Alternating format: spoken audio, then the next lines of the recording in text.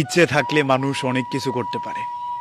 হাজারটা কাজের ব্যস্ততার ভিড়েও আপনাকে একটা কল করতে পারে, আপনার মেসেজগুলো দেখে দেখে রিপ্লাই করতে পারে। অনেক কিছুর ভিড়ে একটু সময় বের করে আপনার সাথে দেখা করতে পারে, আপনার ছোট ভালো মন্দ ভালো লাগাগুলোকে একটু খেয়াল করতে পারে। সে ইচ্ছে করলেই একটু যত্ন নিতে পারে, আপনার মন খারাপের গল্পগুলোকে কবিতার কোনো উপন্যাস ভেবে পড়ার মতো শুনতে পারে।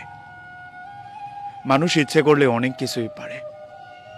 আপনি কোনটাতে রাগ করেন, কোনটাতে খুশি হন, কোনটাতে ভালো থাকেন, কোনটাতে একটু ভারী মেজাজ হয়, এসব কিছু জানতে পারে।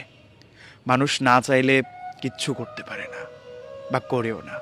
মানুষ না চাইলে মুড়ুকে মুড়ুকে আপনাকে যা এনে দেবে তার নাম অবহেলা, বিষাদ, ব্যস্ততা কিংবা তাচ্ছিল্য।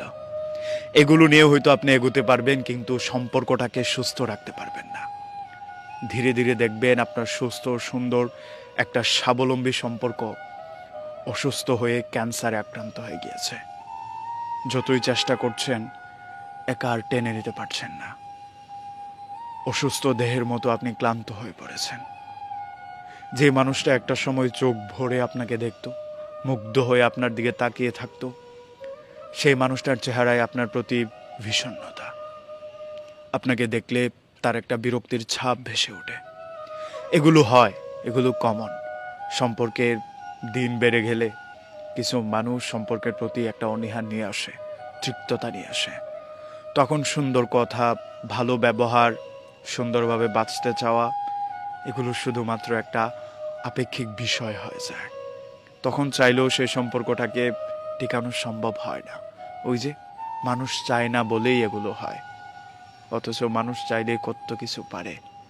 হাজার ব্যস্ততায় সময় বের করতে পারে, ইচ্ছে করে একটা কল দিতে পারে, মেসেজের রিপ্লাই করতে পারে, ছোটোখাটো কবিতা লিখতে পারে, মানুষকে নিয়ে স্টোরি দিতে পারে, কোনটাতে খুশি হয় সেটা নিয়ে ভাবতে পারে।